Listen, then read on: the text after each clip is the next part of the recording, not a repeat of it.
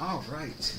Hello, everybody, and welcome to another afternoon tea with me. Let me just quickly get on YouTube and see if I can find your comments on here. My channel, live stream. Have to watch the ad. Let's see. I've already got some hot tap water in the kettle and this thing, but let's see. Who is here? All right, let's see. Hello, Emma. Hello, Timothy. Hello, Wyatt.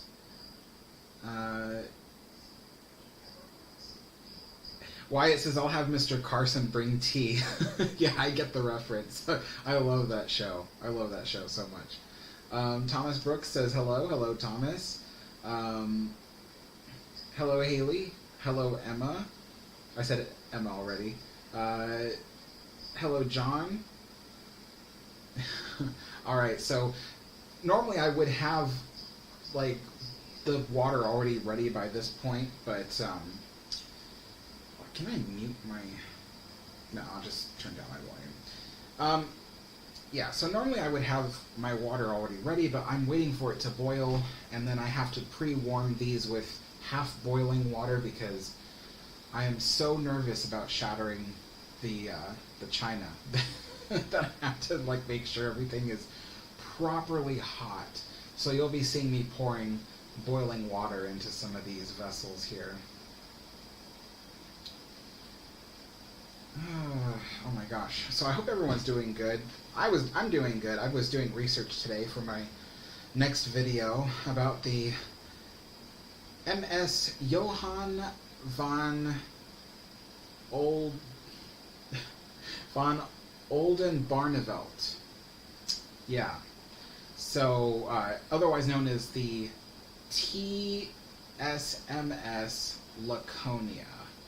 So I'm doing a video about that because it's a really interesting story, and especially how it ends. I don't want to reveal too much, or those of you who want to know, you can just Google it. But essentially, there's a lot of stuff I have to go through, like a lot of information. I found a website that has like 15 pages of information on this ship. And I'm going to kind of read through the whole thing and kind of like understand more of it. I found like other resources too. And I hear my water boiling, so I'm going to go get that ready. So, hold on. I'm still here. Let's see here. It's not really a roiling boil.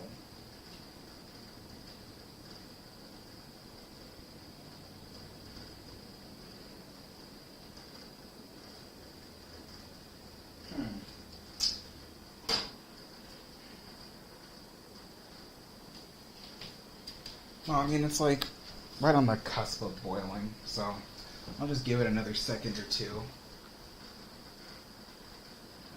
Yeah. So let's see. Who is on here? Hello, Claudia. Hello, Blue Nightmare. Hello, Brandon. VC Allen says hi, Alex. Hello, VC Allen. Matthew Vega says hi. Hello, big fan. I'm a big fan. I'm a big fan of you, too.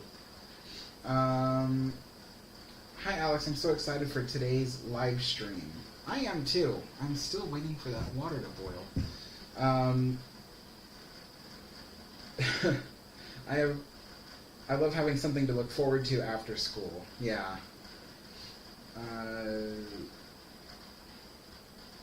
The Blue Nightmare says, what name should I change it? RMS SS Ocean Liners or Ship of the Seas? I don't know. I don't know what you're renaming. Wyatt Horn says, is that the Queen Mary tea set? Yes, this is the same entire tea set that was used on both the Queen Mary and Queen Elizabeth ships, as well as other Cunard liners. But I believe most of this set is from both the Queen Mary and Queen Elizabeth. They were given up after the ships retired. because Cunard no longer used this tea set after that. They changed to something different for the for the Queen Elizabeth II, or QE2 as other people know it. So these butter pat seashell plates are the only plates I have that are from the QE2, and yeah, they're porcelain. I don't really use them for anything though. But everything else is all the tea set from that. So I see the water is boiling now. So I'm gonna go get it and pre-warm these vessels here. Alright.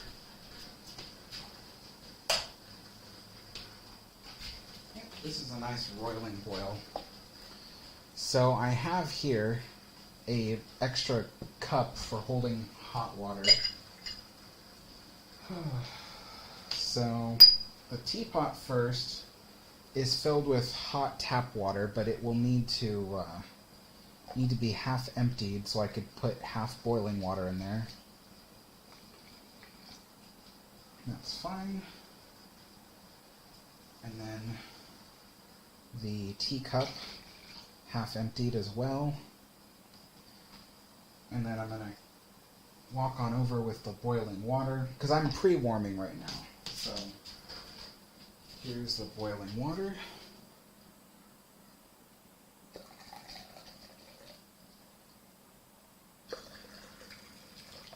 I don't yet have a kettle, so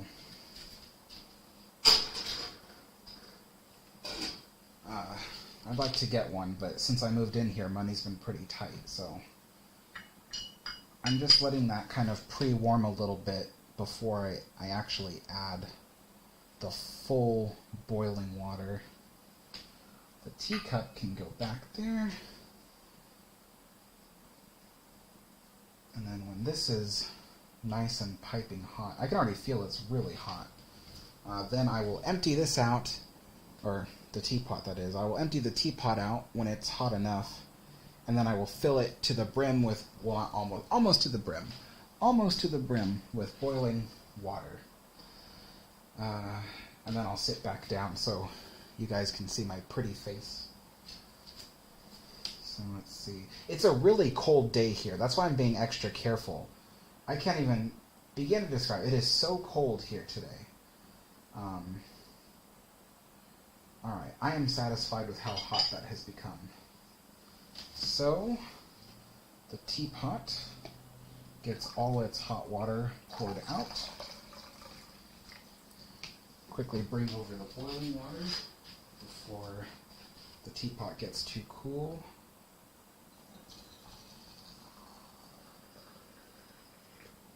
Alright, that should be good. And we will place the tea inside the teapot and cover carefully. Alright, so that's just deep for 5 minutes, so that's 4:14 when I have to check on it. Alright, I am back, everybody. Move that out of the way. Alright. So the tea is steeping.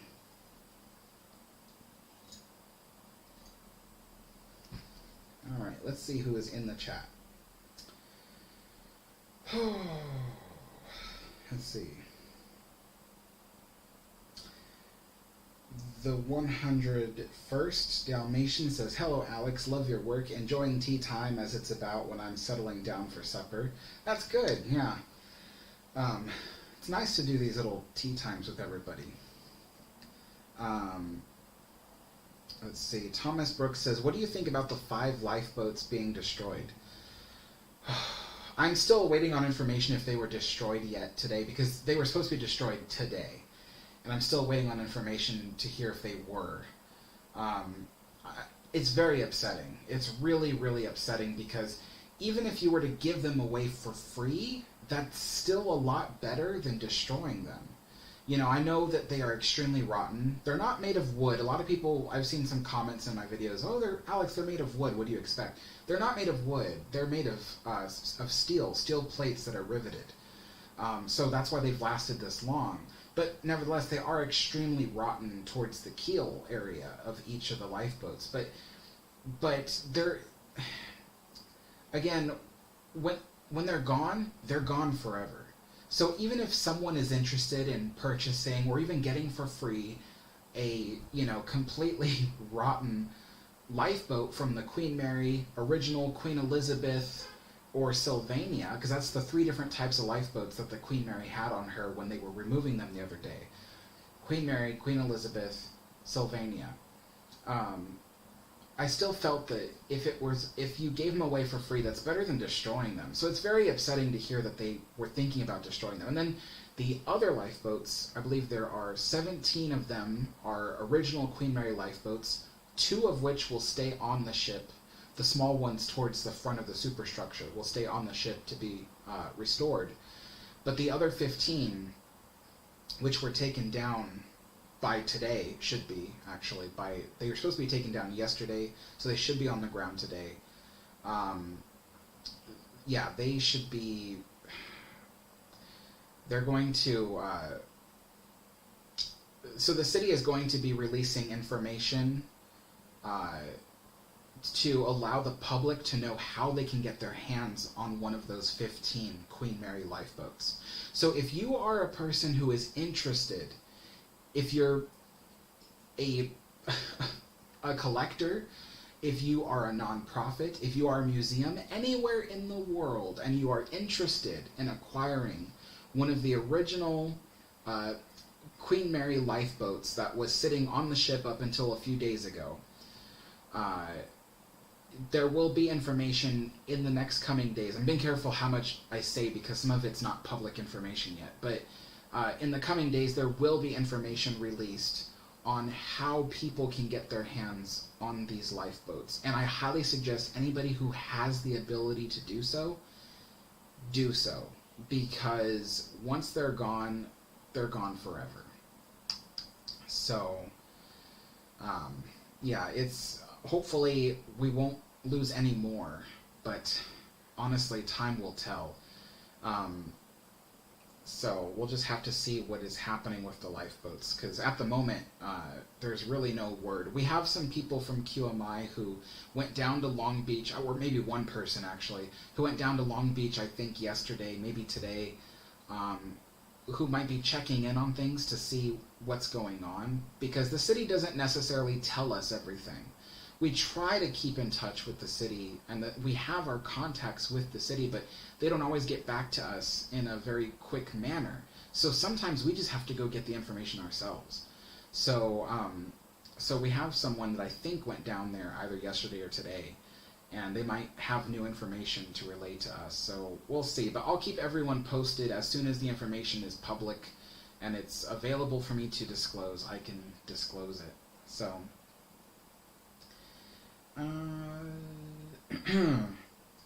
Let's see. Matthew Vegas is big fan. Peter M. Valadez says, "What is your day job?" This is my day job. Literally creating mini documentaries on YouTube is my day job. It takes hours and hours every day. This is my break time. Doing this live stream is my break time, because I literally spent the entire first half of today researching, and then after I'm done with this, I'll spend the rest of the day researching, and it'll take me a week or 2 weeks to produce the next video. So yeah, it's like a full-time job essentially. It's really difficult, doesn't pay much, but it makes me happy. So, Evan Scott says, "Hi Alex." Hello Evan. Matthew Vegas says, "Hi, big fan." I think I said hi to you already. John M. Spencer says, "Alex, when will you be giving us a tour of your house or apartment?" I am still in the process of creating a video showing how I moved in here and stuff like that. At the end of that video will be a quick tour of the apartment, and then on the second channel, which I will reveal later, I'll have content on there. On the second channel will be an in-depth tour of the apartment, talking about all the stuff I own and like what's interesting about it, because I have a lot of little artifacts and things everywhere. That's really interesting. So it's actually time for me to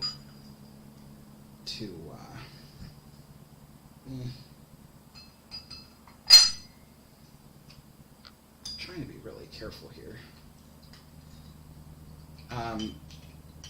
So yes, so one video for Alex the Historian, showing how I moved in here and a brief tour of the apartment, and then a second video for the Alex Adner channel, which will show a more in-depth tour of the apartment and some of the cool things I have that I just want to share with everybody.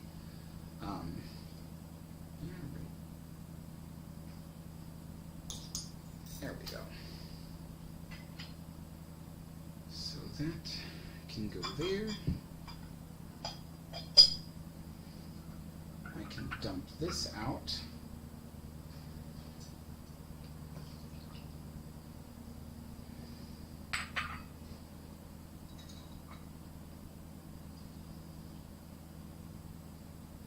Alright, time to pour the tea. That's really hot. Alright. Wow, that handle is really hot. Okay, now for the sugar. 1, 2. Separate spoon to incorporate the sugar. And, yes, the creamer.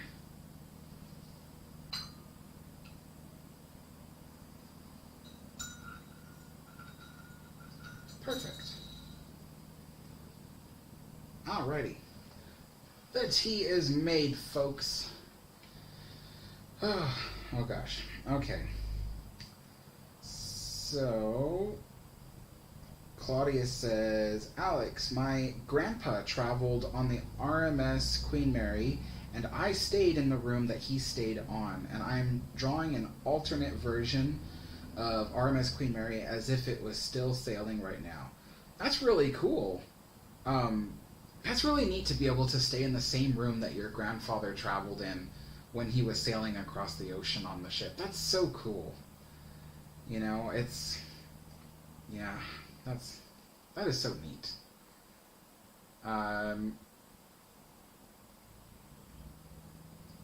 Yeah, everyone says it's cold in SoCal today. That's good, because it's always so hot down there. What's the temperature here today? Where I am, it's about 44 degrees. And I like to keep my house usually well ventilated, so I keep the doors and windows open. Even on a cold day like today, I'll have them open just a crack, because I don't like a stuffy apartment. I like to have fresh, clean air to breathe. And to be honest, there's never any smog here. It's always such clean air. So I spend every day thanking my lucky stars I can breathe clean air, because when I lived in Southern California, there was none of that. None of that. Let's see. Anne says, getting cold here too in Arizona. Yeah.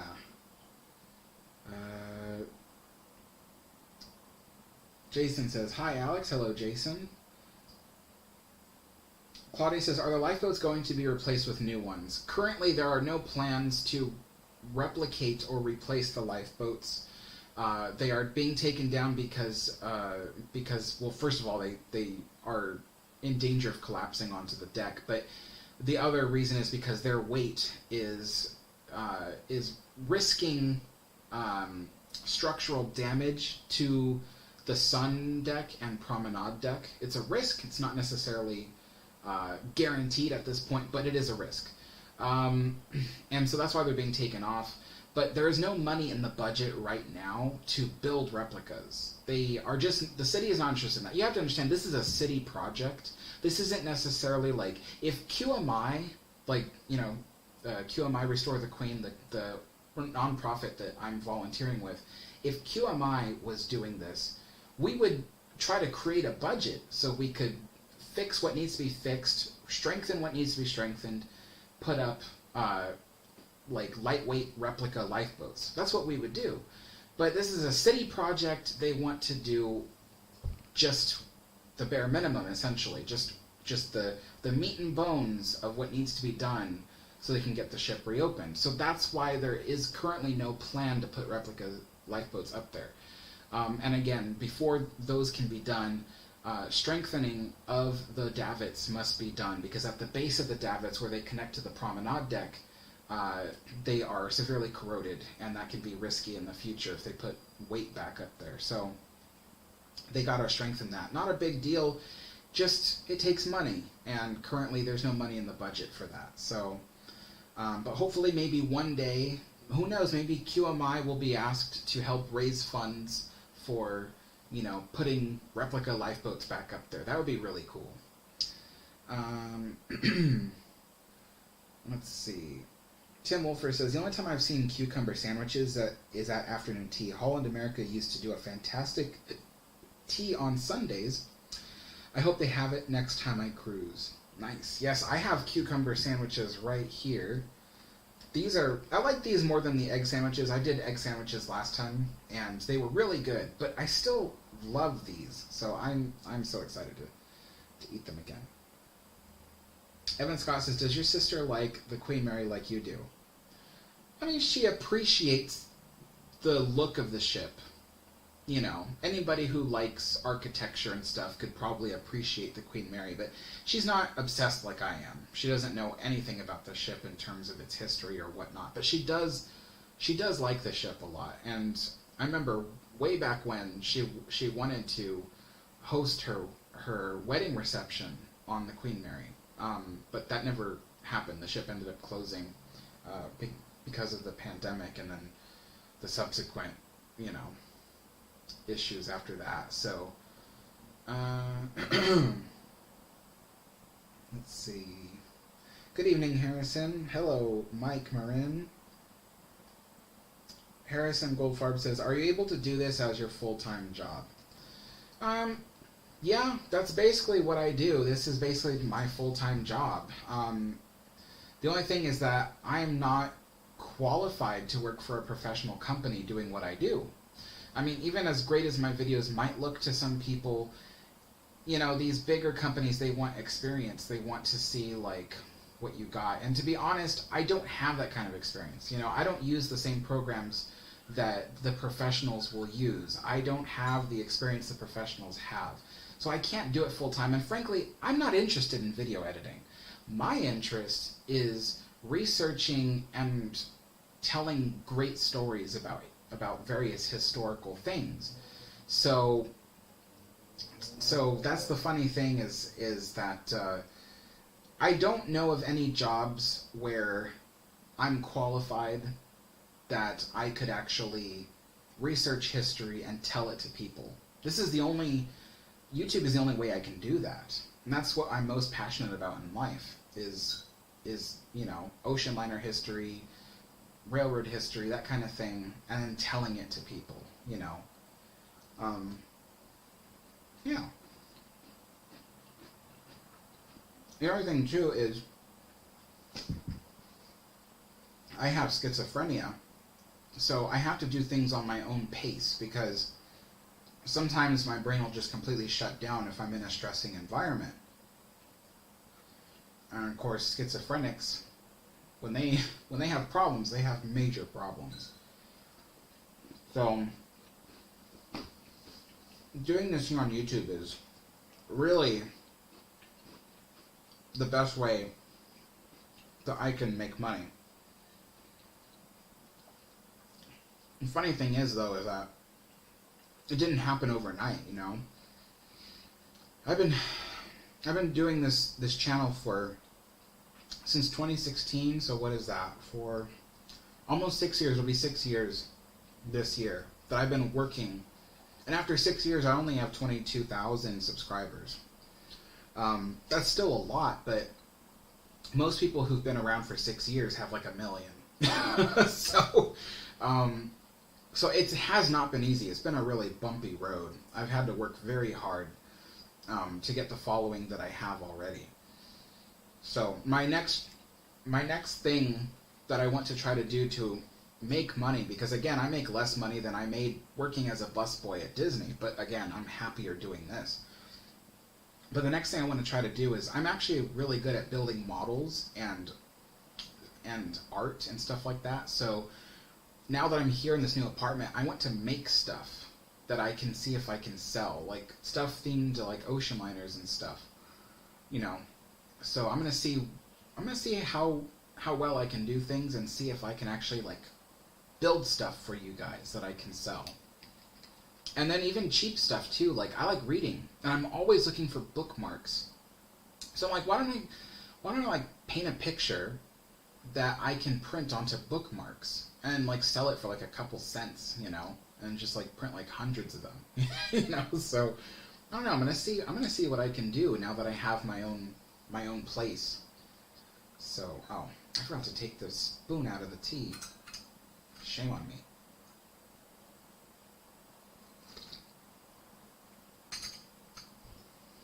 All right.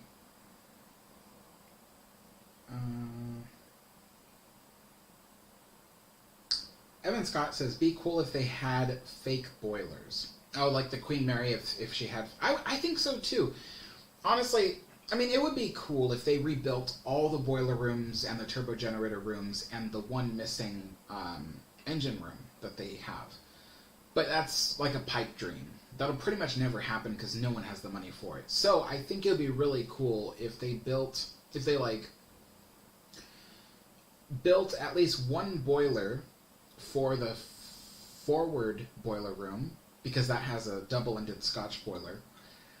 Scotch boilers, I mean, I should say plural, boilers. And then maybe rebuild one of the turbo generator rooms, like the aft turbo generator room, but maybe just doing one turbo generator, and then rebuilding one Yarrow boiler for one of the boiler rooms, like boiler room 4 or something like that.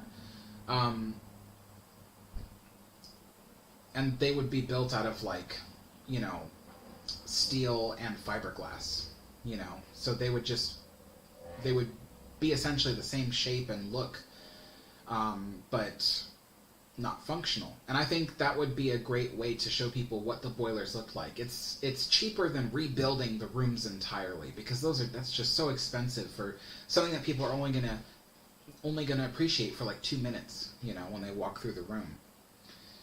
All right. Mike Byrne says, your Disney series is better than the History Channel. Thank you. Yeah, I originally started off doing Disneyland history, and I realized, I'm like, you know, I have so much more that I'm interested in, but if I tried to make a second channel, it would be really difficult to get that started. Alright, cucumber sandwich. It's made with sliced cucumbers, and then the spread is basically a little bit of cream cheese, a little bit of mayonnaise, and then it's seasoned with dill, garlic powder, and salt. And as simple as this sandwich is, it's so delicious.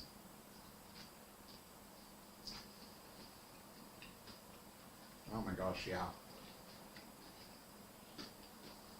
And I put twice as much dill this time as I did last time. Because last time was perfect, but I was like, what if I just like put 2 times as much? And it's still really delicious.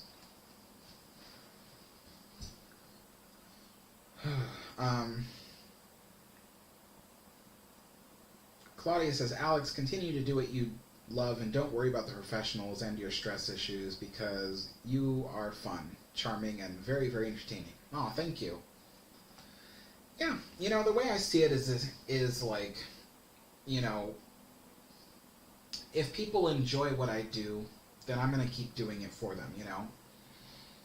It's like, some of the things that I have on my channel, you can't really find on television anywhere. I know because I look for it. And I've tried to get a hold of people who, you know, I can assist make better, more informational, entertaining productions. But sometimes it's hard because, because I don't fit in with them because I'm not a professional. So it's just like, the thing is the one thing I am professional at, the one thing I did go to college for and get a diploma for was baking and pastry. I went to culinary school to learn that. That was going to be my career choice. And by all means, I succeeded. But I can tell you, going to culinary school was not exactly necessary. Almost everything I learned in culinary school could be learned on the job. And that can be said for a lot of different jobs. You can learn almost everything that you want, either from job experience or from the internet. So really, going to school is more like paying to have that official degree. And that's not a bad thing. But it is expensive. I know my education ended up costing something like $32,000. And thankfully, a lot of it is either paid off or forgiven. I still have quite a debt, though, afterwards, which I'm still paying off. And I'm not even able to work in a kitchen anymore because of my schizophrenia.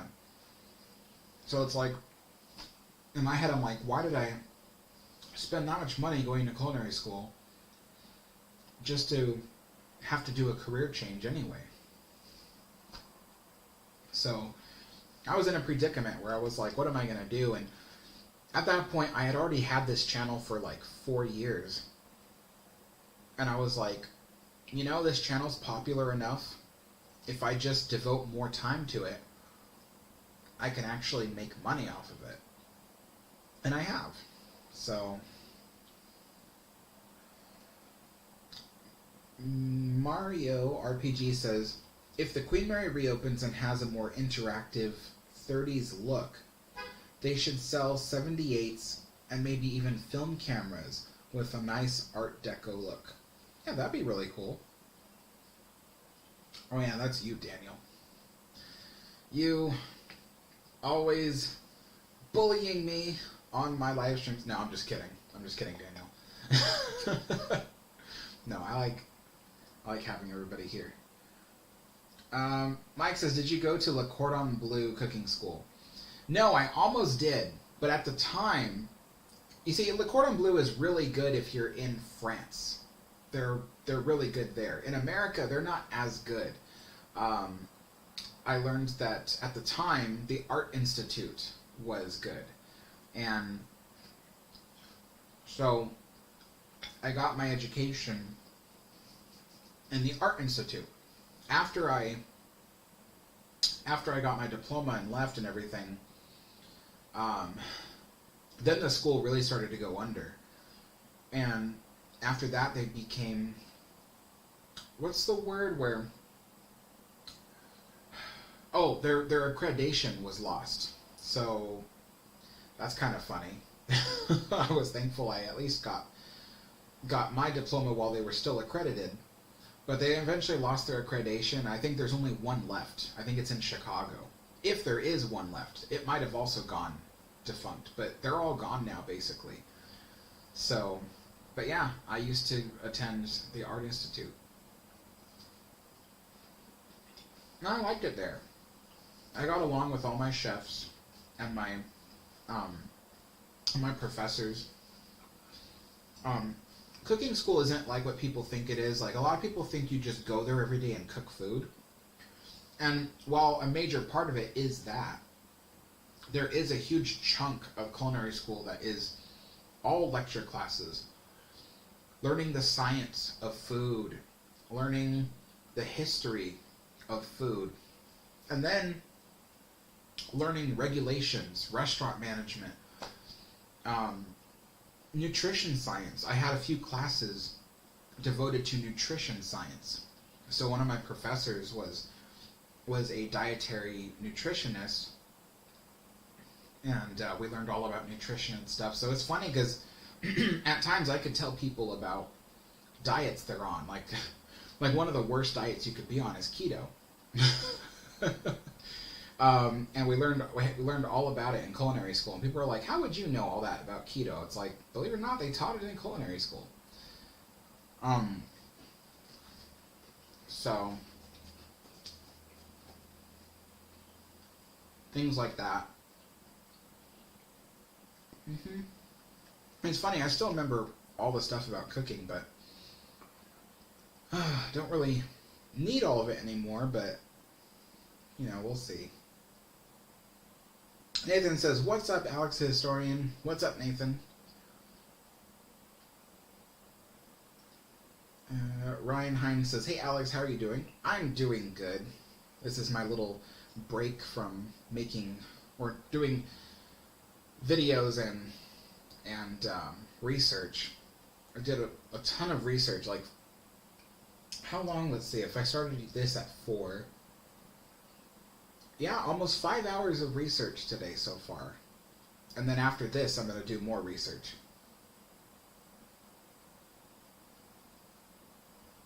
Mike Morin says he went to the Pasadena. Your son went to the Pasadena one and liked it. Oh, the Cordon Bleu? Because I heard there was one in Pasadena. And yeah, I heard they're good. They're good. I'm not saying they're bad. Like, I know I said that, oh, they're not as good in the United States. They're not bad. They're just not like, well, then again, none of the culinary schools in the United States are as good as going to, like, Europe. When you go to Europe, the culinary schools there are way more strict, way more, like, high standards than they are in the United States. But by no means are any of them bad. They're still really good educations. Bangola says, if you make stuff to sell, are you planning on streaming or otherwise filming that process, like when you were working on the Disneyland train illustration? Yes, actually both. So I'm going to be starting a second channel called Alex Abner, and basically on that channel will be everything I do that is not documentary related. So on that channel you'll see me build models, make stuff that can be sold. You'll see me, especially like if I'm painting a picture or something, you'll see videos of that, even live streams of that. I plan to try to recreate a few dishes that were on different ocean liners throughout the years, especially dishes from the Queen Mary or maybe even Titanic or, you know, something like that. So I want to try to recreate food that was served on those ocean liners. Now that I have a full kitchen to myself. Behind me there's this big empty space, and that will be reserved for, I have a giant model railroad layout that I'm going to be bringing up here. It was in my garage for like 2 years. So I'm going to bring that up here and start working on that again, so people will see videos of that and see all that stuff. So a whole bunch of stuff will be on the second channel. And there will be live streams on that channel as well.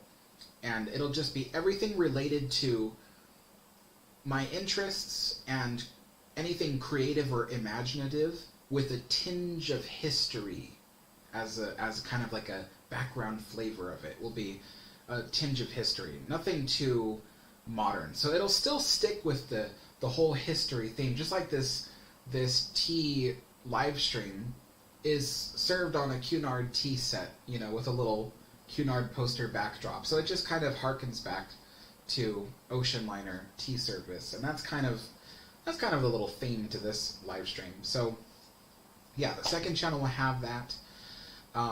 You can subscribe to it right now, although there's no content on it right now. It is Alex Adner, so ADNER, Alex Adner. And then very soon I'll be putting content up there. Even last night I actually recorded, so me and my friends, we were playing this game called Railroads Online, and it's a steam railroad simulator game from like 1890s, you know, maybe even 1880s. It's like around that time frame, and you operate a steam railroad, and it's really cool. And me and my friends played like 4 hours of it last night, so I'm going to edit that down, make that into a video. That'll be posted on the Alex Abner channel. So there'll be other stuff like that. So lots of historical stuff. Every time I do exploration of the Titanic simulator, it'll be on the Alex Adner channel. No more on the Alex the Historian channel, just because that's not what Alex the Historian channel is about. It's really more about the documentaries and stuff. So yeah, so you can go subscribe to the Alex Adner channel, and you'll see a lot of new content there. Hopefully starting this week or next week. Let's see.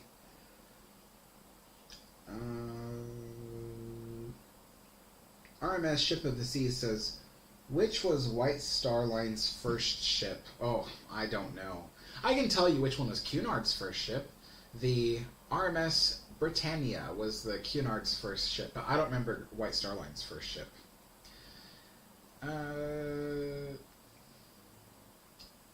Let's see. Love your Disneyland history videos. Keep up the good work. Thank you. There will be more to come.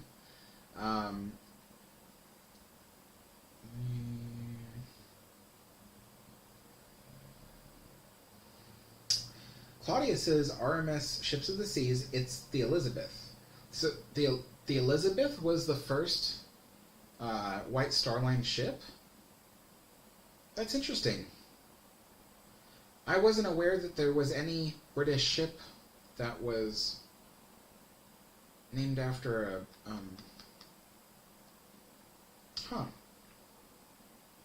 Learn stuff every day. Let's see. Matthew Mahoney says, I know this won't happen, but build a replica of Queen Elizabeth in Long Beach. Yeah, I don't think that'll happen.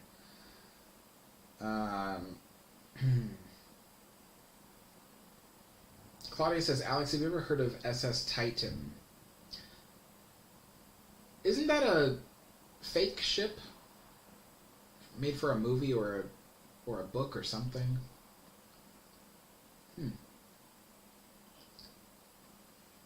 Aaron Estrada says, Pasadena is a beautiful city. I've only been there maybe a handful of times in my life. I hardly remember it. Beauty is in the eye of the beholder.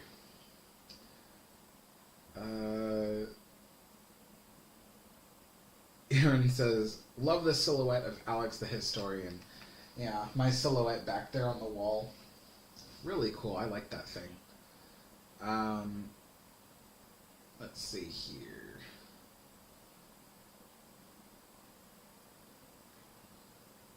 YouTube says, checking in from Ink and Paint. You never write. Ink and Paint. You never write. No, is that a... I don't know what that means. Alright, more of the sandwich.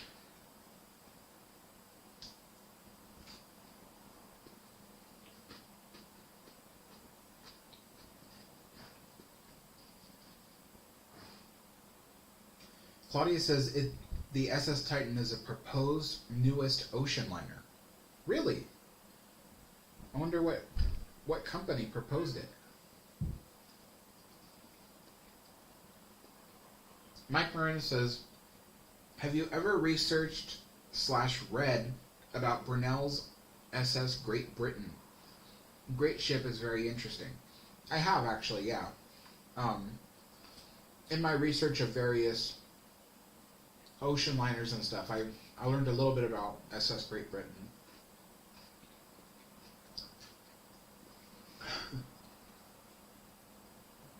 Claudia says it'll be taller, wider, and faster ship than any ocean liner ever made. So it'll be faster than the Queen Mary 2 and bigger and taller? Wow. I'll have to look that up.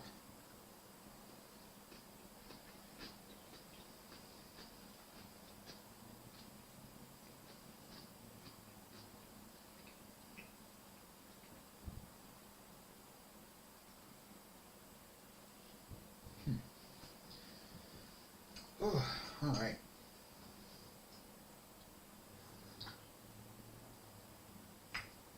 Tea time is always so nice to do. I don't know if I'll keep doing tea time on Alex the Historian or if I'll eventually switch it to the Alex Adner channel. We'll have to see what people think.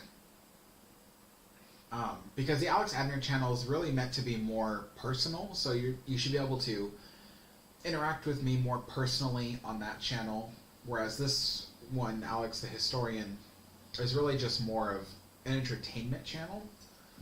So, I'm not sure.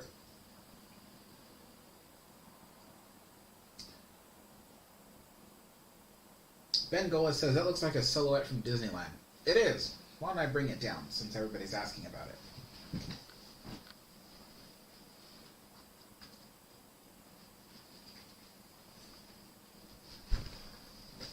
Okay. Let's see. Hold it up for you. There we go. So, yeah. I had it done at Disneyland. I had to sit for it, and then they cut it out with me right there. Really cool. And then I requested the little Mickey Mouse be put next to it. Yeah, really neat. I paid a lot of money for this frame. It was like $30 or something like that. And then when I got it and I opened it up and put the, they put the picture and stuff inside of it for me, so I didn't even get to touch the frame until I got home. When I got home, I was like, this frame is like a cheap plastic, like McDonald's toy frame. I was like, I paid $30 for this frame. Like, I was like, what the heck? Like, it's not even like real glass. It's like acrylic or something. I was like, I don't know. It looks nice to a certain degree, but you can very much, like when you get close to it, you can see. It looks like as if they sold frames from McDonald's as like a part of their Happy Meal. I was really disappointed in how much money I spent on this frame. So, yeah, I don't know. I was expecting something made of wood or something.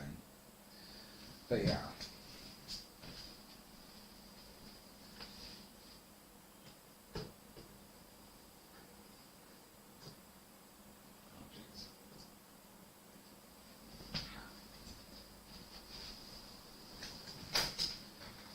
Alright, let's see.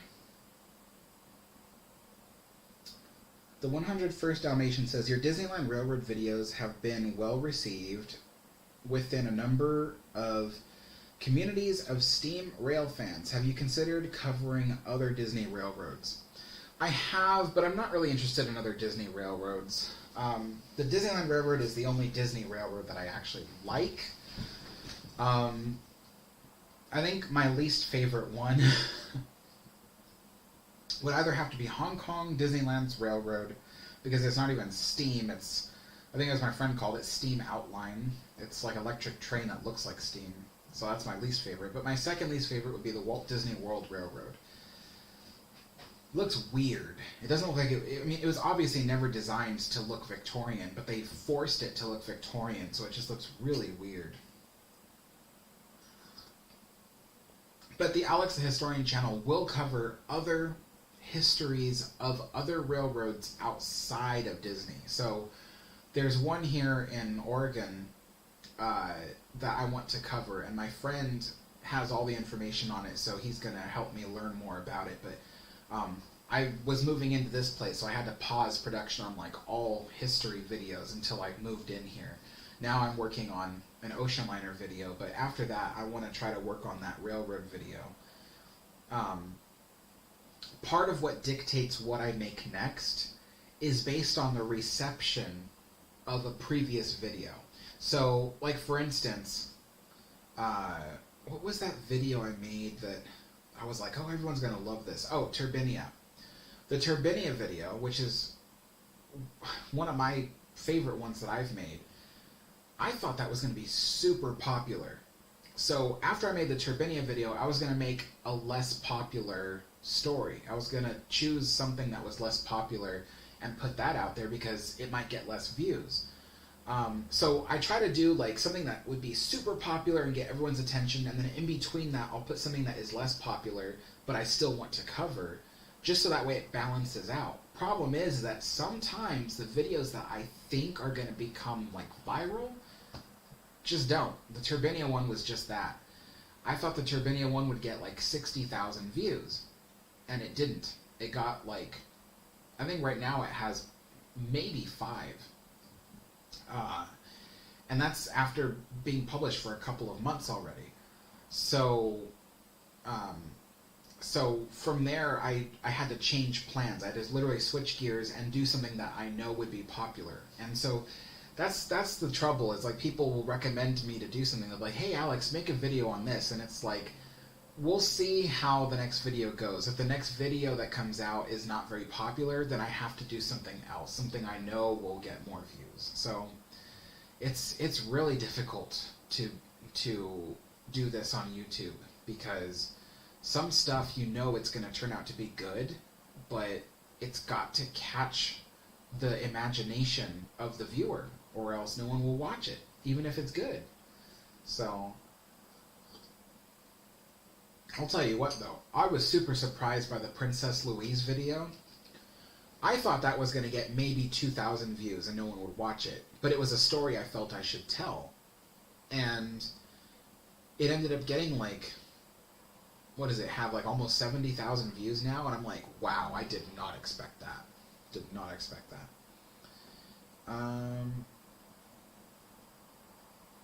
Claudia says, proposed beginning construction date is spring 2022 in Harland and Wolff. Ship ownership is Titan Line.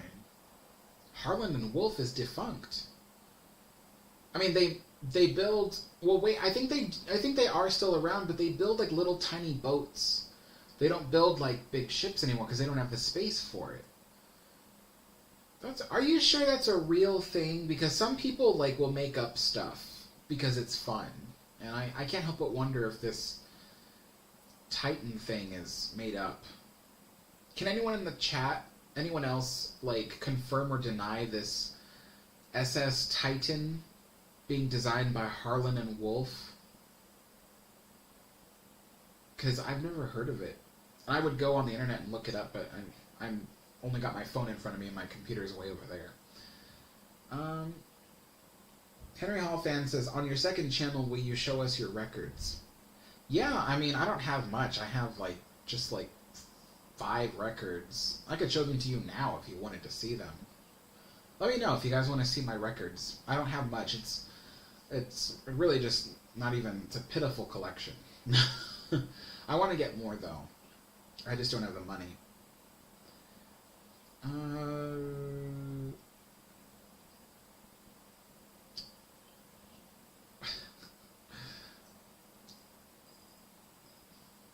Let's see.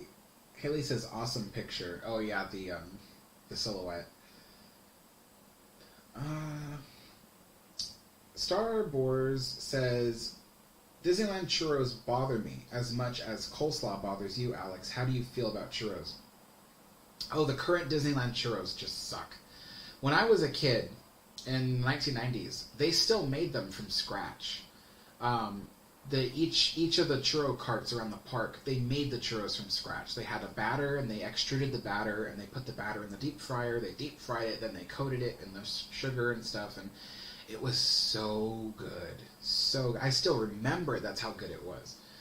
And somewhere along the lines, maybe 20 years ago or so, they switched to frozen churros, and it's just not the same. It doesn't taste that good in comparison. But the problem is that so many people have gotten used to the frozen churros that Disneyland has that they don't remember or even know the difference. So they go, oh, but the Disneyland churros are good. And you're like, no. If you remember the old churros, then you will know that the current Disneyland churros are not good at all.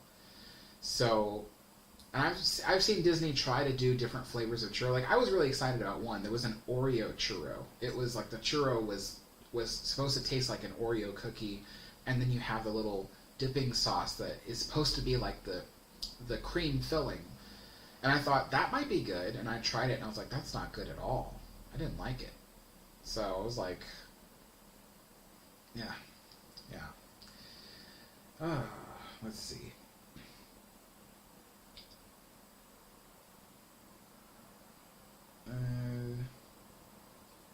Mike Byrne says, really, your Turbinia video was great. Thanks, yeah, I thought so too, but it just didn't get that many views compared to what other videos do.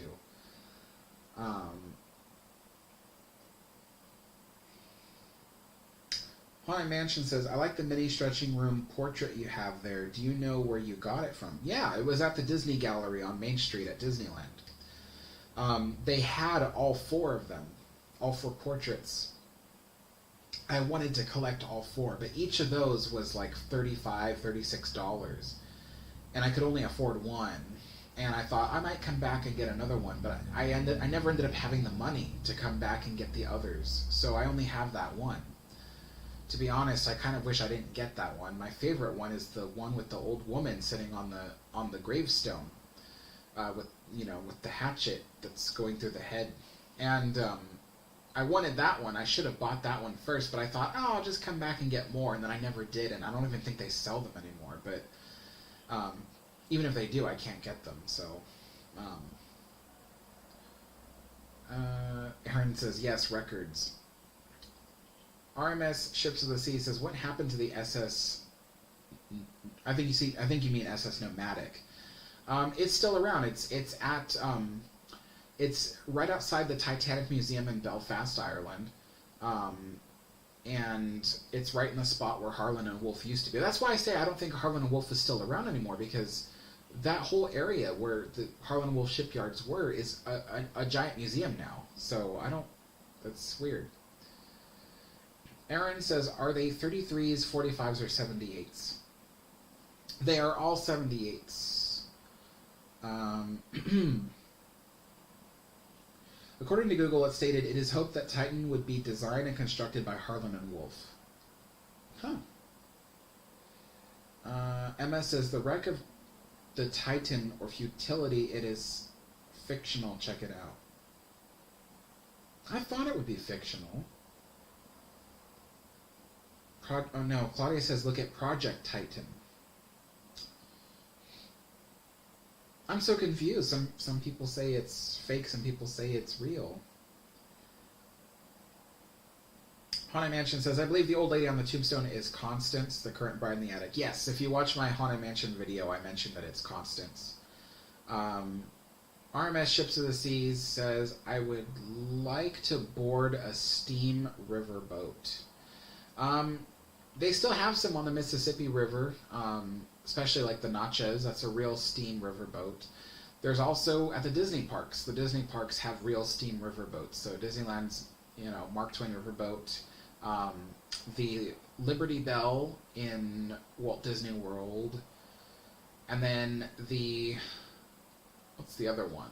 The one in Paris. I forget the one in Paris. But they're all real riverboats. So if you're at Disney parks, you can check that out. Otherwise, you can definitely see steam riverboats that are functional on the Mississippi River.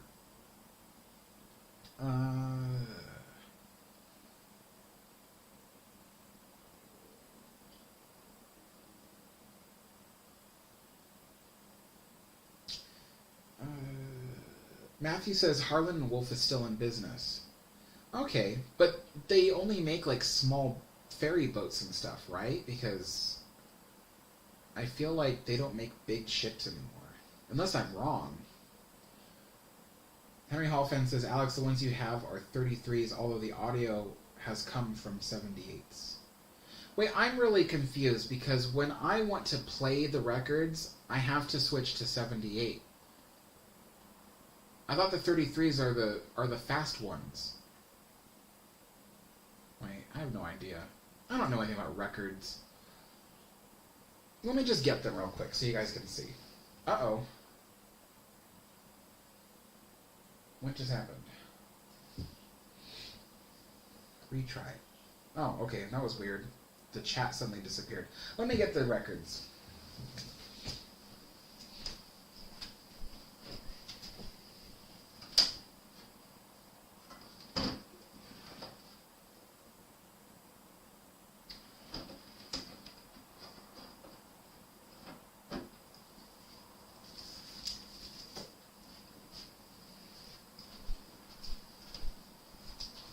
Now, Henry Hallfan is right. These are 33s. So, I just checked the setting on my thing right now. They're 33s. So, my favorite so far is Henry Hall. So it's hard to, there's so much glare in this apartment. It's like ridiculous. Henry Hall is my favorite. So that's one Henry Hall. And two Henry Hall. I want to get more. There's some that are for sale, but again, I can't afford them right now. I got this one, so, and then I have Sterling Young. Sterling Young is okay. Not like my favorite, but I do like Sterling Young. Let's see. I also have a little Shep Fields. Jeez. Yeah, Shep Fields. And then finally, my dad got me this one. I forget if it was my birthday or if it was a holiday. I can't remember, but it's the Sherman Brothers. The Sherman Brothers have a lot of really cool, famous songs on here. I like listening to the Sherman Brothers once in a while because it's just really fun. Especially the Winnie the Pooh song. That's kind of fun. So, you know, I want to get more Henry Hall, though, for sure. And then maybe one day I'll get something else like Hans Remstead or, you know, Otto Stenzel or something. But those are all in, like, Germany. I'm not going to pay the $30-some-odd for shipping. That's worth way more than the records are. But I also prefer to get, these are like the, these are compilations. So, like, my friend, he's in the chat right now, Henry Hall fan. He has a lot of, like, the original shellac records and stuff. I could easily get them and just get the needle that goes for the shellac record, but I'm too lazy to switch out the needle. Like, honestly, I'm so I'm so lazy to just switch out the needle and play the record. So I don't get those. I just get these compilation ones, especially since the compilation ones have like several songs on them, and the shellac records only hold like 1 or 2 songs per side. So it's like you're constantly like putting on and removing records, and I'm too lazy to do that, so let me put these away.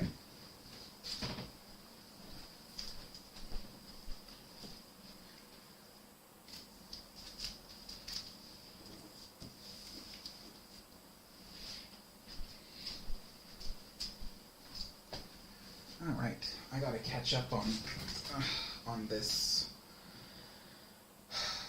sandwich, but let's see.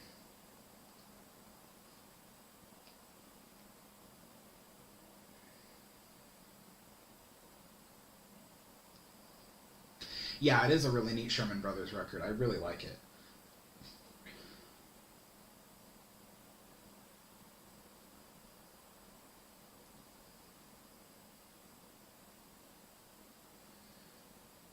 Mario says, that's the thing with those records, really sucks. Yeah, the shellac ones, they only hold like 1 song, and, you know, I don't have the patience to constantly put on and remove those shellac records. So having a record that has like, you know, 5 or 6 songs per side is a lot better. Orange Grove 55 is here. He says that Sherman Brothers record cover art is good enough to frame. It really is, isn't it? Thank you so much for the donation. Yeah, it really is good enough to frame. I'm not going to frame it though, but yeah, it is really cool. I like it.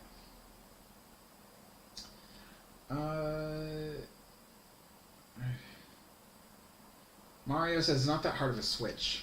It's not hard to switch the needles. It's just that I'm too lazy. You know, like I come from the era of CDs where you have like, you know, up to 8 songs per side.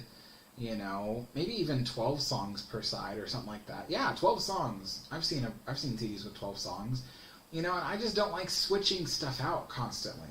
I'm just not that kind of person, you know. I like stuff to just play and take a while. Even when I put on like my Henry Hall like record, like I'll like clean the kitchen and I'll put on a Henry Hall record and listen to it, and I have to go back 3 or 4 times to replay the record while I'm cleaning because it just goes so fast, so fast. So.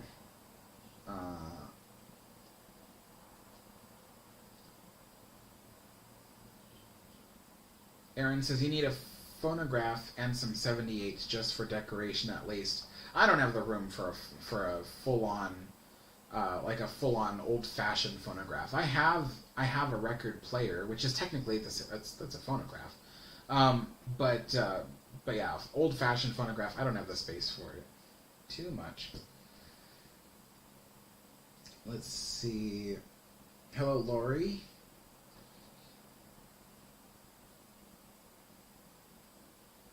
Yeah, Emma. I thought that the Wreck of the Titan was a book. I've heard of it. Adventures with the Stone says you and your content is amazing. We love whenever you put new videos out. Have to watch the live streams after you're live, but enjoy every second. Oh, thank you so much, and thanks for the donation.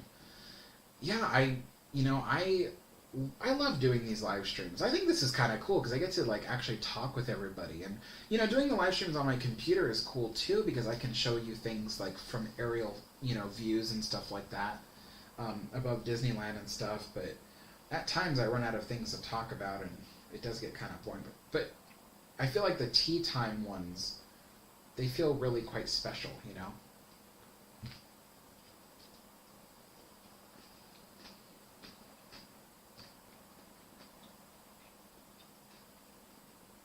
Haley says, my favorite Sherman Brothers song is It's a Small World. That's a good one. That's also on my record. A lot of people, they give the song It's a Small World some flack because, it's a ride song, but it was originally composed as a ballad, and with just the 2 verses and the chorus, it's a really good song. And the lyrics mean a lot. Which is like kind of funny. I was reading an article from San Francisco Gate, and the person was saying that they wrote It's a Small World and thought the ride was racist. And I was like, the ride is a message about anti-racism. I was like, it's about showing that even though all of our cultures and our countries have all these differences, we share so much more together. It's a small world. We have to take care of each other. It's a wonderful ride and a wonderful song. And I was like, I think one of the biggest problems is that what I've learned through my research in history is that people nowadays, it's hard for them to understand history because they look at it through the lens of today. And, like I was watching a video about World War II, where these veterans from both the United States military and from the Japanese military, they finally met each other after I think according to the documentary at the time, they met each other after like almost 70 years difference or something like that. And it's easy to think, oh, these 2 guys are not going to get along because they were once enemies. They once shot at each other. You'd think like, oh, they don't get along at all. But the first thing they did was they hugged each other, they shook each other's hands, they had big smiles on their faces. And the thing is that it's easy to look at history from a perspective of today and go, oh, the Japanese were evil, they were bad people who bombed us in Pearl Harbor and blah, blah, blah. But when you think about history in context, it was something that happened that we got over. We overcame it, and so it's things like that. There's little nuances to history that people today don't understand. And I think one of those things is that's the problem, is that people, they take history that is out of context and apply their own context to it, and they see a different interpretation of it because of that.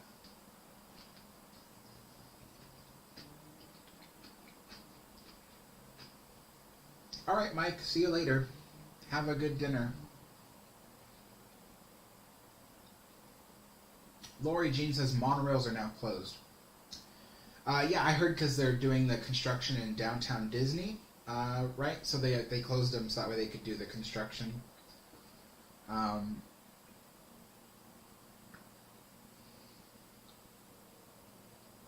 um, Empire of Waterloo says, "Hi Alex, what tea are you drinking this afternoon?"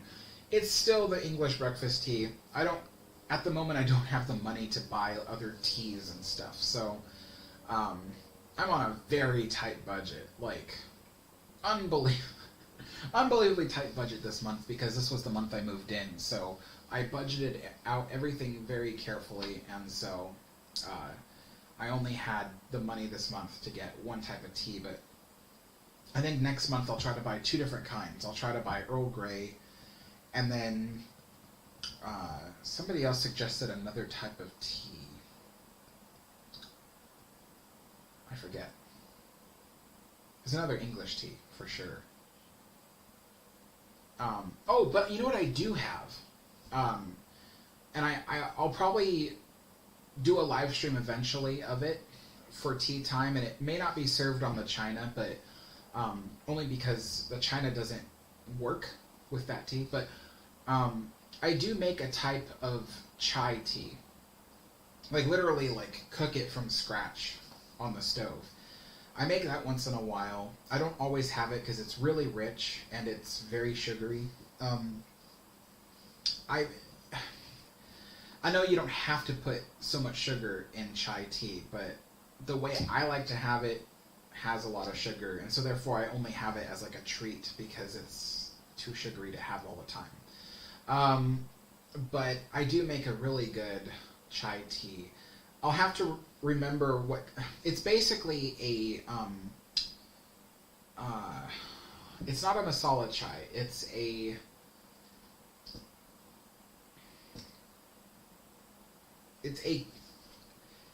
cardamom.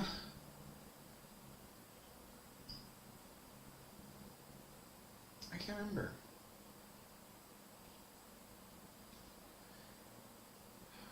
Essentially, it's like a more desserty kind of chai tea. It's a cardamom chai tea, but it's got all kinds of stuff in it. It's got cinnamon, it's got cardamom, a little bit of black pepper. It's got some other things to it. So I did a lot of research on chai teas and how different families make it in India, and every family does it slightly differently.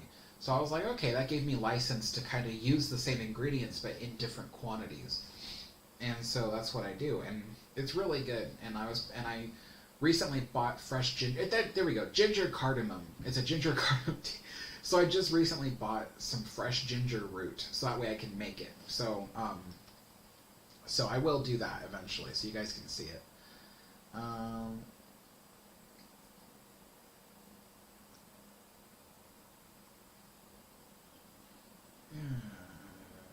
Let's see.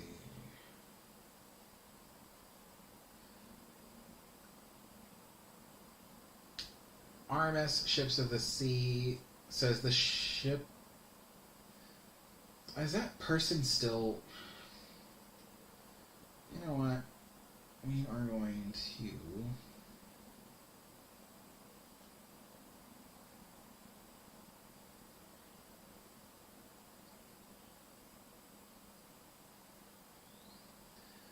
Okay, yeah, that person was definitely trolling. They just kept putting the same stuff. So, yeah, that person has been hidden from the channel for trolling. Trolling me is one thing, but trolling you guys is not cool with me. I don't like people trolling my viewers.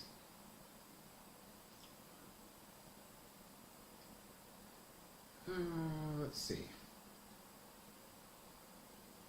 Haley says, I don't understand why some people think It's a Small World is creepy. It has to do with the whole dolls thing. Some people don't like dolls. Like me. You know, my grandmother kept dolls in her house and stuff, and they always creeped me out. And so some people, that translates to them in It's a Small World as well. When they see the dolls in It's a Small World, they think, oh, that's creepy. And I don't. I think it's a really lovely, cute ride. But some people think it's creepy for that reason. I don't understand it. I also don't understand why that song annoys people, but but at the same time, I try to be understanding. Well, not understanding, but I try to roll with it, essentially.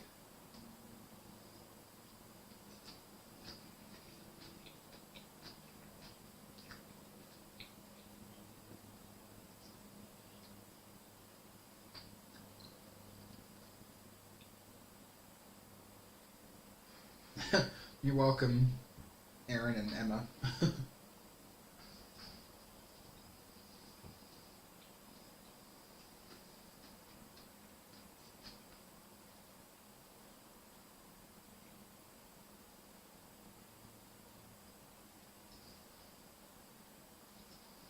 Wow. So,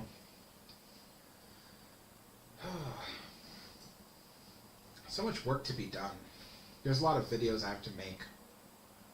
And make stuff for the second channel too. I'm gonna be really busy, but I'm excited. Some of my friends say they're gonna come visit me at the end of the month, so I hope that really happens, because then I can go film new stuff for you guys and maybe make new videos based on stuff I have to film. So, like, I've had this camera for almost 2 years now, I think. And I've never officially used it to film a video. I bought it so long ago because I thought I would use it for filming a video, and I never had the chance to go anywhere and film anything with it. So, so I'd like to use it.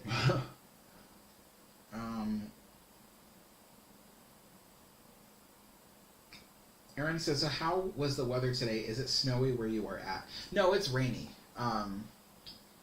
Which is cool. I mean, it's yeah. I think it's, since we're already in the middle of February, it's possible we might not get any more snowy days. I want to say, like, January 2021, we had a few days of snow. It was really cool. But here we had like 1 day of snow. In 2022, I mean, we had like 1 day of snow, and it happened the night of Christmas. So the next day, on the 26th of December, I mean, so not January, December. On the 26th of December, it was snowy for most of the day, and it was completely melted by the 27th.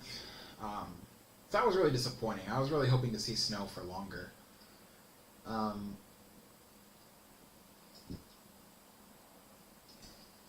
Mario says, what kind of camera is that? This is a Osmo Pocket 2.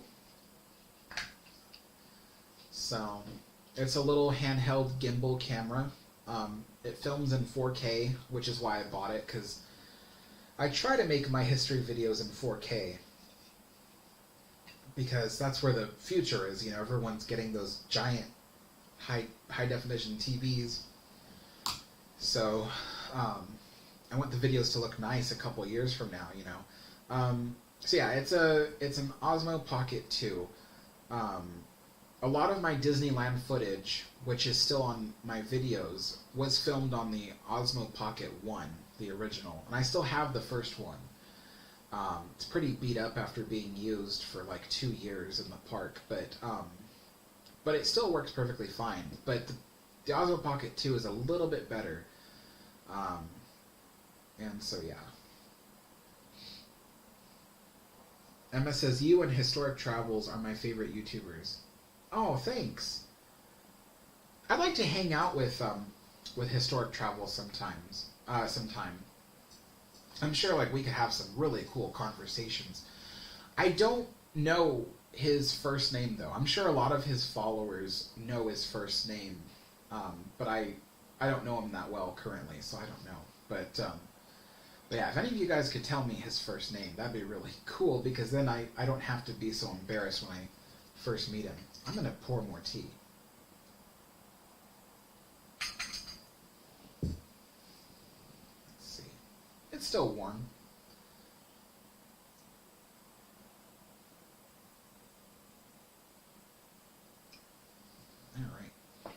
You know, the only thing is after these tea times is cleaning up because I use all these things like the creamer, the sugar, the teapot, the plates, all that stuff has to be washed by hand. It's real china from the 1950s. All Art Deco themed though.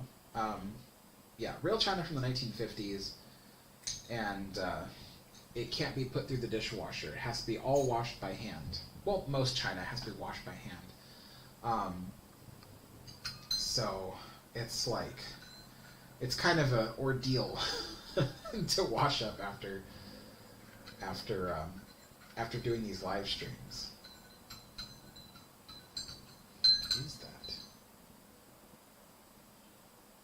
Oh, it's tea leaves. That's interesting. I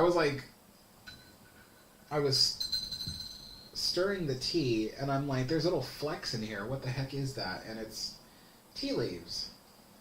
I guess some of them managed to come out through the holes in the tea infuser.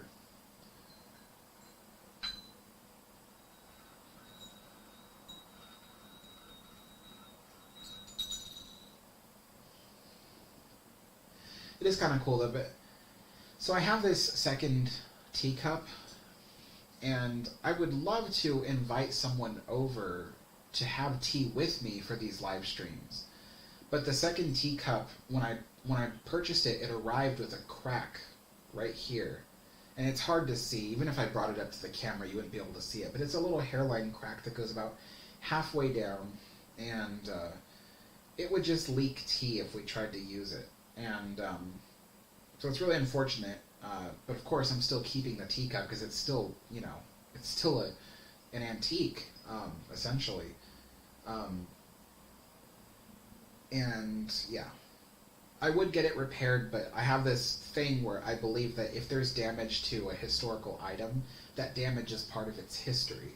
So I can't morally just go and get it repaired.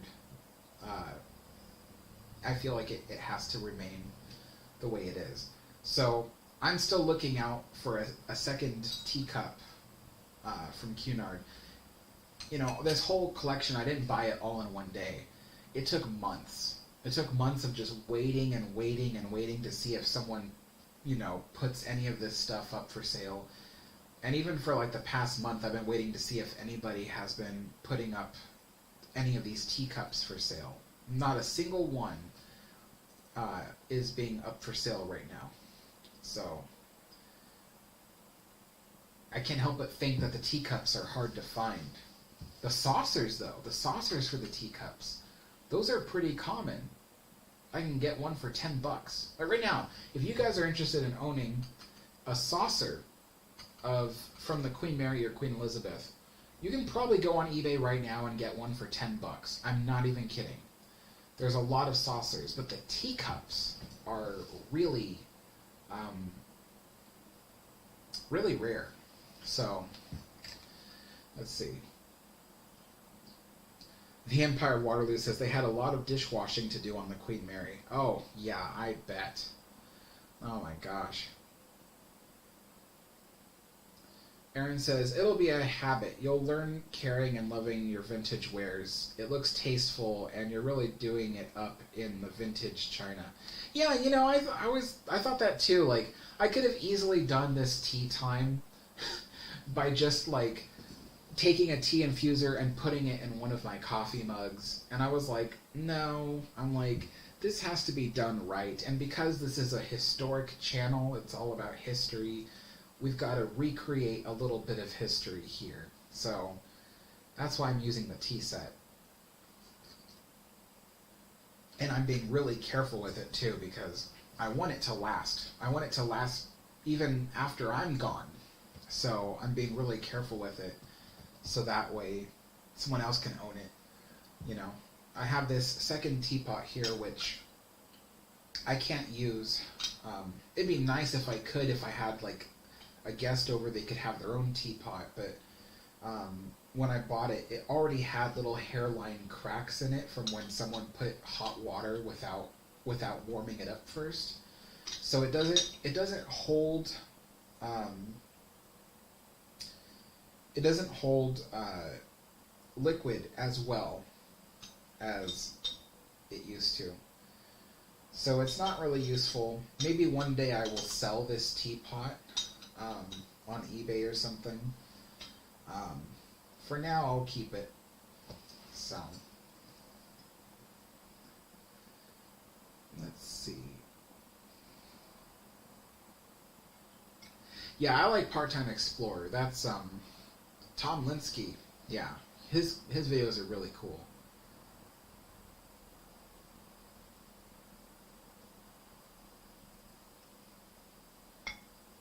Aaron Estrada says, where was Cunard manufactured? California pottery? No, so now that this plate's empty, I can kind of show you. So, it's all English. It was, let's see, so the plate is Matic. That's the brand is Matic. So Matic Ivoryware, it's called Ivoryware because even though this looks white, this is an ivory color. And you can actually see the difference if I move the teacup here.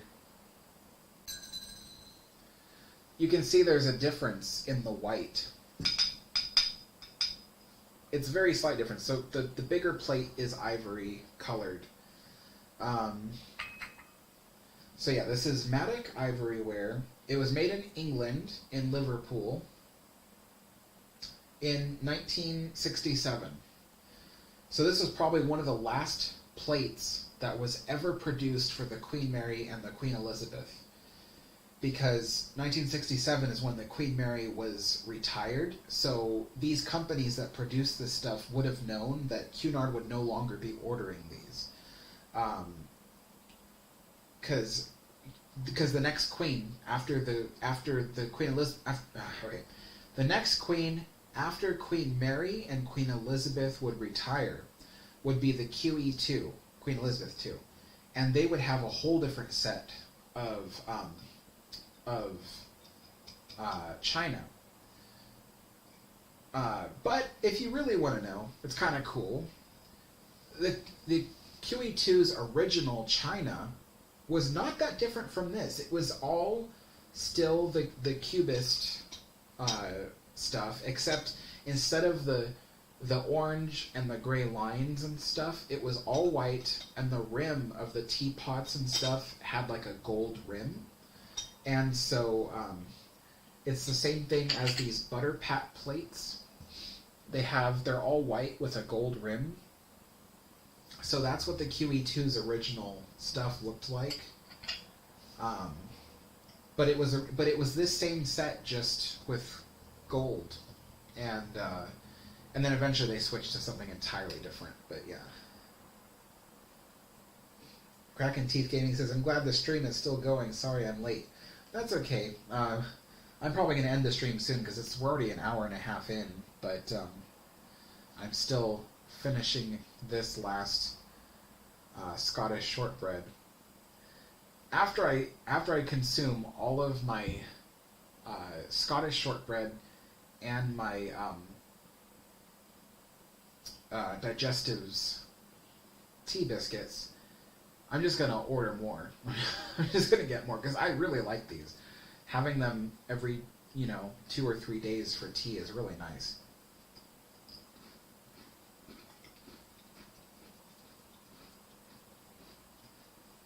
Mm-hmm.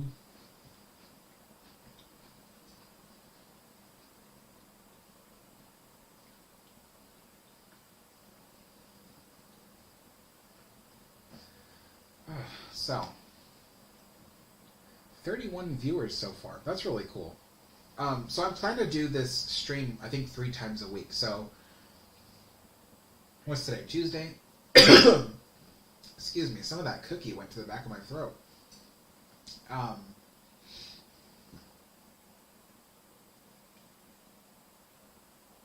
Alex, if you're still wondering, Historic Travel's name is Sam.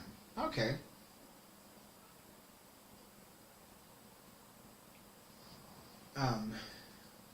What was I going to say? Okay, so if you want to tune in for the next high tea, I'm sorry, afternoon tea. I'm not going to do high tea yet. That's a whole different like thing to cover. The next afternoon tea will be this Thursday, again 4 p.m. Pacific time, and then I want to do one on Sunday. So my hope is that every week there's afternoon tea on Tuesdays, Thursdays, and Sundays, all at the same time, 4 p.m. Pacific time. That's my goal. That way I can hang out with everybody. We can discuss the latest stuff that's happening, you know, whether it's a video I produced or we just want to chat over a cup of tea. That's the goal. So, let's see.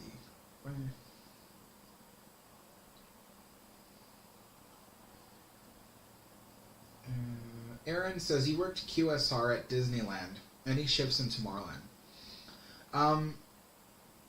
I did. So back then, I don't know if it's the same anymore, but back then they used to let us pick up shifts at restaurants that we weren't necessarily pre-trained for. So we called it rotating, because even though that wasn't your designated area that you were trained to work at, you could back then technically pick up a shift there and then just work that shift and then go back to your normal schedule. And that usually worked because usually, like, let's say Tomorrowland Terrace, let's say one of their bus boys quit, right? Not quit, I'm sorry. I'm not even using my brain. Let's say one of their bus boys called out for the day. Then they might need to fill that position, but maybe none of their bus boys in Tomorrowland was available to cover it. Then they might be open to anyone else. And so what would happen is that shift would be open. I would call in on my day off and I'd be like, hey, do you have any shifts around the park that need to be covered for busing? And they would look in their computer and they'd see, oh, Tomorrowland needs somebody. And then they would say, yeah, we have one in Tomorrowland if you want to get it. And I'd be like, okay, I'll go. They used to do that. And so yeah, I worked almost every quick service restaurant in Disneyland Park as a busboy. And later I went to guest relations. I worked as a host and a tour guide in guest relations, also lost and found and various other things in guest relations. And then after guest relations, I was going to culinary school, so I decided to transfer back into the foods department, but this time I worked as a cook for the Blue Bayou at Disneyland. And during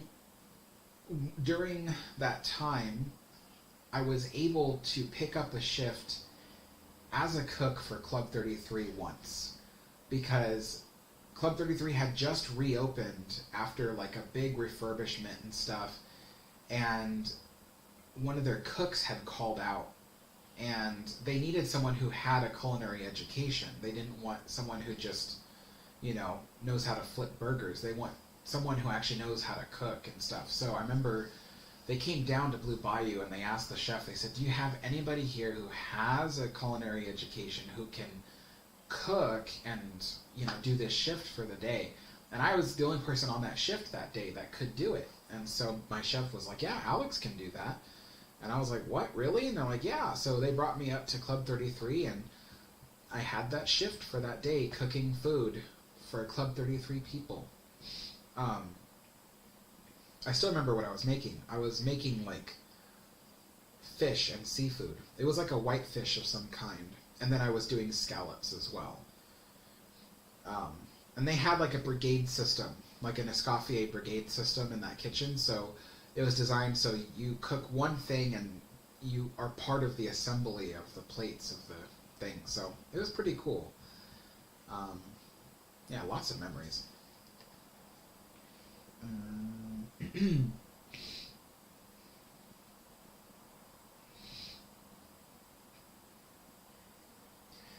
Mario says, do you like the White Star Line China or Cunard China better? Okay. I know I usually say between the two ships, I prefer Queen Mary over Titanic. But in terms of the china, I actually prefer White Star Line's china over Cunard's. Cunard's china is nice, but it's very simple. It's all white, basically. I have a replica of Titanic's china here.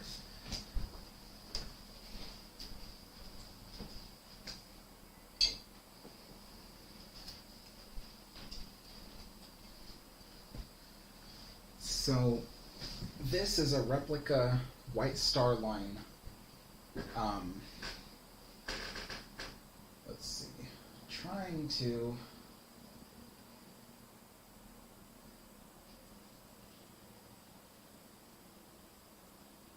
Yeah. So that is a replica White Star Line plate. It's essentially the same thing as this pastry plate here for Cunard. So this is also like a White Star Line pastry plate. And it just looks nicer. I think it looks cooler than White Star Line stuff. I'm sorry, than Cunard stuff. The Cunard stuff is a little too simple. So yeah, I do like the White Star Line stuff better. But because I'm such a Queen Mary fan, I had to get the Queen Mary stuff. Yeah, I just had to. Let's see here. Parkhopper asks, who would you say is Disney's best current Imagineer, or is Imagineer or your favorite overall current cast member? I don't know, I haven't kept up with it in a while. After a lot of the original Imagineers started quitting, I want to say almost 4 years ago, a lot of the original Imagineers and stuff that, well, I say original, but what I mean is veteran Imagineers. A lot of the veteran Imagineers who were still working with the company ended up quitting like 4 years ago. Even more, actually, because didn't Tony Baxter, he resigned in like 2014, I think. Yeah, and after him, a bunch of people left. I don't think he voluntarily retired, to be honest. I almost feel like he felt like the company was changing and he couldn't keep up with it, and he just decided to retire. So anyway, after Tony Baxter retired, a lot of the veteran Imagineers, the people who have created our most beloved rides and stuff like that, a lot of them left. And that's when I started losing the love of Disney, because I was like, they're just not treating, even the Imagineers are not treating them right. Look at what's going on. They're moving their operations to Florida now. So like a bunch of their California Imagineers are like, well, I can't go to Florida. So they're losing a lot of people already. And even, Joe Rohde, he left Disney. I don't think his situation, I don't imagine that he would just up and leave Disney for no reason. Well, I mean, it wasn't for no reason. He has a really good job now working for Virgin Galactic, but I almost feel like if the company was treating him really, really well, I don't think he would leave. So therefore, I feel like maybe he wasn't being treated really, really well. So yeah, I don't have any favorite or best current Imagineer or anything like that, because all the people who I did like are mostly gone. If I did have to choose, I would... A lot of people are going to disagree with me because I feel like a lot of people misunderstand her, but I actually like Kim Irvine. I would say she is my favorite, who is currently still there. But a lot of people dislike Kim Irvine because she was behind a lot of projects that people ended up not liking. But the thing is it wasn't her idea to make stuff that people didn't like. The company says, we need you to do this, this, and that. You don't have a choice. Just design something. And she designs it. She does what the company wants them to do, but she does it in her own artistic style. And what happens is people go, I don't like that, and it's her fault. And it's like, no, she was asked to do it.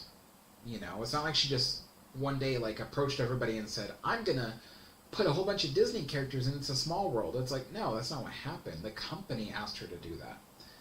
So yeah, I like Kim Irvine. I think she's my favorite current working Imagineer.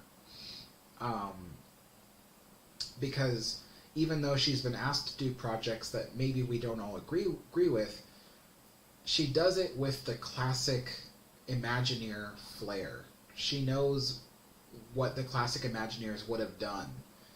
And so she tries to adhere to that same quality. Even when you hear her talk about the reimagining of the Sleeping Beauty castle, she really had a passion for what she was doing. And some people don't like the little sprinkled stars on the roofs and stuff like that, but but she tried to stick with something that, her predecessors would have done,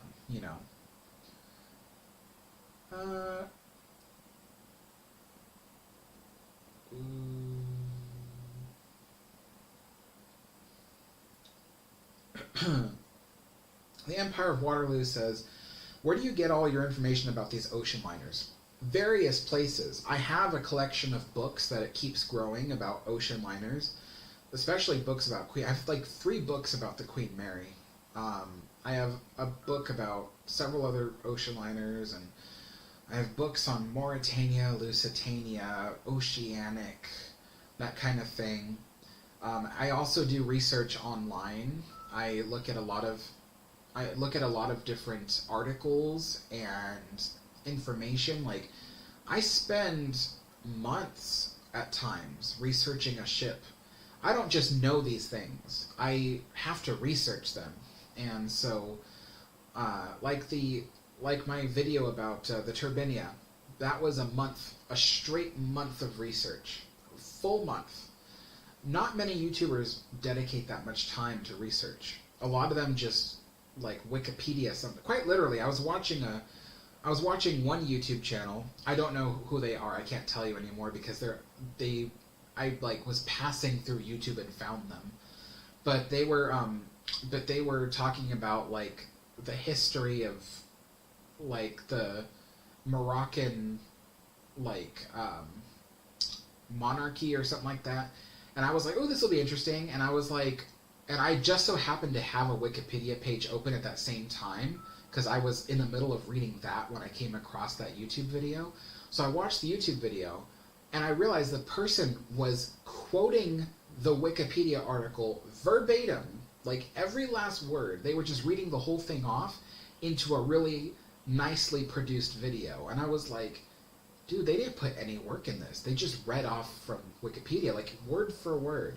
So you'll be surprised how very few people actually put the effort into their videos. And I put so much work into mine. I will do months of research. Before I made my first Queen Mary video, I did like 6 straight months of research. 6 months of research before I made my first Queen Mary video. Because I didn't want to enter the ocean liner community not knowing anything about my first subject, I wanted to learn as much as I could about everything before I just started talking to people. So that's why. So this one, Johann von Oldenbarnsveld, I'm still trying to get used to the name. The one I'm researching right now, it's not a long story, so thankfully I don't think it'll take me a month, but it'll probably take me 2 straight weeks of research before I can start working on this video and get it out there. So it takes a lot of work to do what I do. And I don't just research. I don't just read something and then jot it down. I cross-reference. That's one of the things that my channel does is if I read 2 things that say similar things, I will take the facts and cross-reference them to see if they make sense. If there's discrepancies, like something doesn't make sense about the timeline or something like that, then I will do more research to find out the actual truth. And so, that's one of the things I do for my channel. So I put a lot of work into my channel.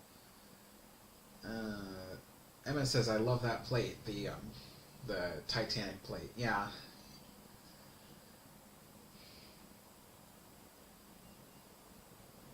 YouTube says, did you see my Disney AR patent in the news recently? I don't know who you are. I don't know. Yeah, I don't. It's funny because you've said a few things to me in this chat that makes it sound like I know you, but YouTube, I don't know you.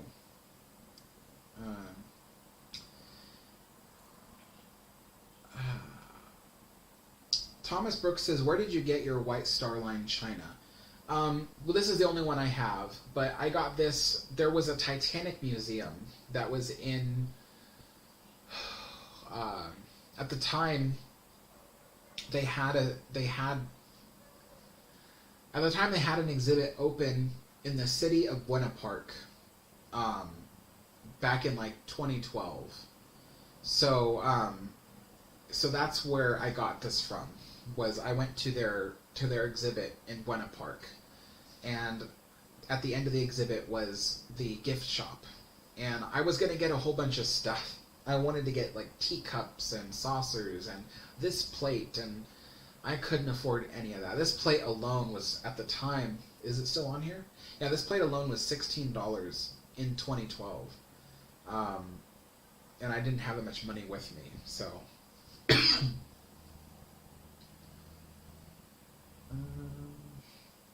Aaron Estrada says, do you prefer the Victorian era or the Art Deco period in terms of art, history, etc.?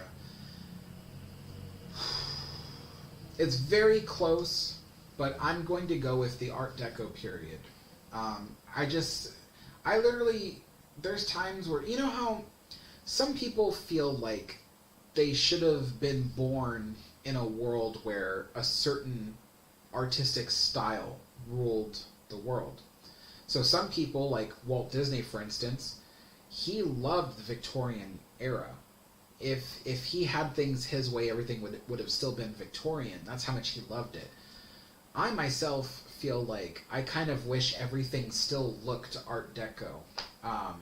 That's how I would, if I ever was like super rich and I was going to build myself a small house, I would have the whole thing decorated to look like British Art Deco. I say British because American Art Deco is nice, but it's a little bit over the top, and British Art Deco is more subdued. Like this china is Art Deco. Even though some of it was made in the 50s and 60s, its original design was done in the 1930s. So this is Art Deco china. And it's simple, it's basic, and it's tasteful, and it lasts through the years. So yeah, I would, if I had a lot of money and I could build myself a house and stuff like that, I would decorate it to look British Art Deco. So yeah, the Art Deco period is what I most connect with. But I really do like the Victorian era and the Edwardian era. But yeah, I would almost say if I had to choose between the Victorian and the Edwardian era, I would choose Edwardian. So I still like Edwardian more than Victorian, and yeah, it gets kind of complicated, but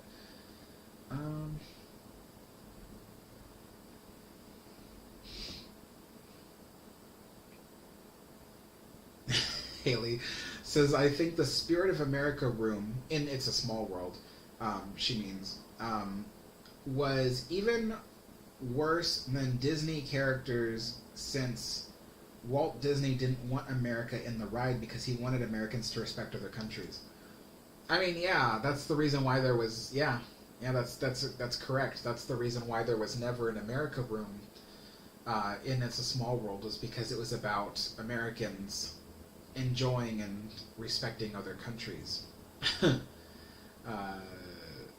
Park Hopper says, thank you, I appreciate you and your Disney knowledge. If you mean me, then you're welcome. Hello, Harrison, welcome back. Aaron says, Art Deco is lovely, better than Victorian, but the houses Victorian are beautiful, stylized with moldings. Yeah, Victorian houses are really nice. My favorite type of Victorian house is a arts and crafts style house. So like, I think what's really cool is the Southern Californian bungalows. Those are a type of arts and crafts style Victorian house. I really like bungalows, but I also like the stuff that's in like San Francisco, for instance. They have a lot of Italianate style houses. They have a lot of Queen Anne style houses in the United States. Look really cool. There's a Queen Anne style in Britain, but it's not the same as the one that's in America. They're almost two different styles entirely. Because in the United States we built things with wood, so there was a lot more like decoration on the outside than British Queen Anne. So I'd say my favorite type of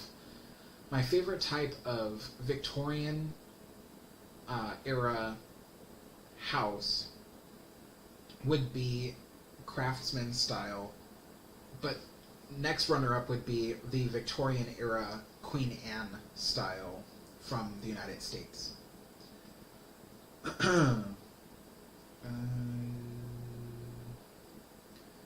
Aaron says, Edwardian, yes, I grew up in a craftsman house in LA. Yeah, that'd be really cool is to have a craftsman house. That's almost the one I would go with if it wasn't Art Deco.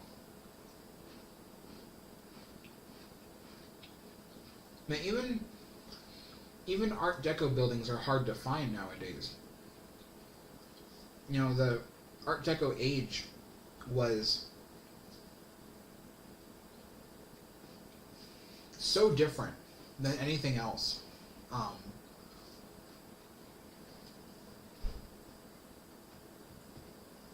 Because I was actually watching a video created by a industrial design professor for his class. So this was an actual video that was going to be shown to the class. I watched it, and it was about Art Deco style. And so basically, the Art Deco look, the reason why it hasn't lasted as much as other styles is because it was really like an out-of-this-world style. And the reason why was because at the time, people were going through a whole lot of stuff. They were going through the Great Depression and a whole bunch of other things that were happening in the late 1920s, early 1930s. And so people had this sense of escapism. That's why people started going on booze cruises and things, and people wanted to get out of this world and this life that they lived in, this miserable time that they lived in, essentially.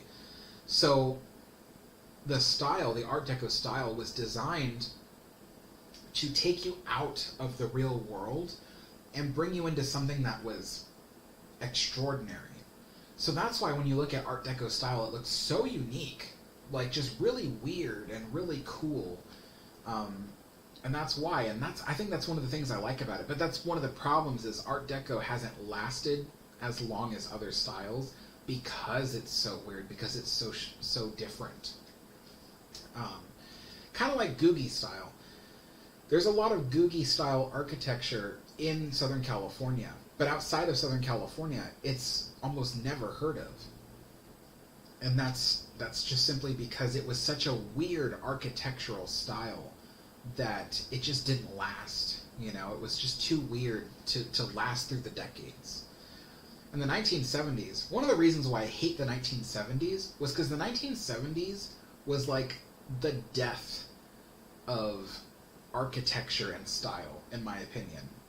These beautiful, elegant styles like mid-century modern, Googie style, Art Deco, Edwardian styles, and Victorian styles, all those architectural styles died by the 1970s because in the 1970s, people saw all that stuff as just antiquated. They wanted stuff that was utilitarian And so everything looked so bland and boring in the 1970s. And everything, and especially the colors, the earth tones, oh my gosh, I can't stand it. Can't stand it. And then in the 1970s, what's worse was they destroyed a lot of these classic styles in the 1970s because of their disdain for those styles. So that's the reason why, like, the Queen Mary underwent so much transformation when she was retired in 1967. She was slowly transformed through 1969 into 1970. During that time, they were ripping out a lot of Art Deco interiors from the Queen Mary because they thought it was antiquated. They were like, no, let's bring this up to the 1970 standard. My friend Shiloh showed me a picture the other day from inside the Veranda Grill restaurant on the stern of the Queen Mary. Beautiful restaurant, exclusive restaurant when the ship was out at sea, Art Deco and everything. But in the 1970s, they were ripping all that out to make a fish and chips shop. A fish and chip shop. All that beautiful Art Deco style was gutted. And they didn't care because they were like, oh, it's just an antiquated Art Deco style. Like, no one cares about it. So that's why if ever people ask me, they go, why do you hate the 70s so much? I go, because that was the death of style. People just didn't care anymore. They just were like, no. So, sorry, that was a whole rant about the 1970s.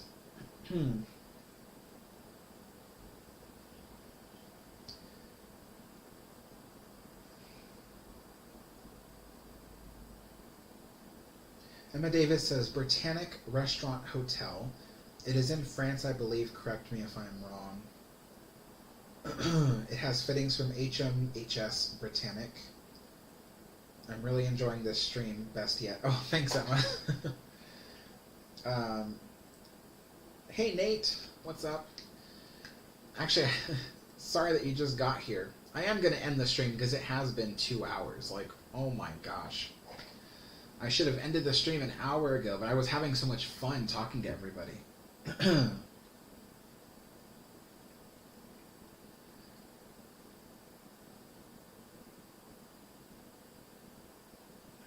Yeah, Haley, the rainforest and the Papua New Guinea room, that was also one of my favorites in Small World. And I'm really glad that some of it survived, but a lot of it was destroyed. Like the I forget what it was. I think it was a leopard or something like that had, like, its tail was swinging, you know, in circles. I loved that thing. It's not there anymore.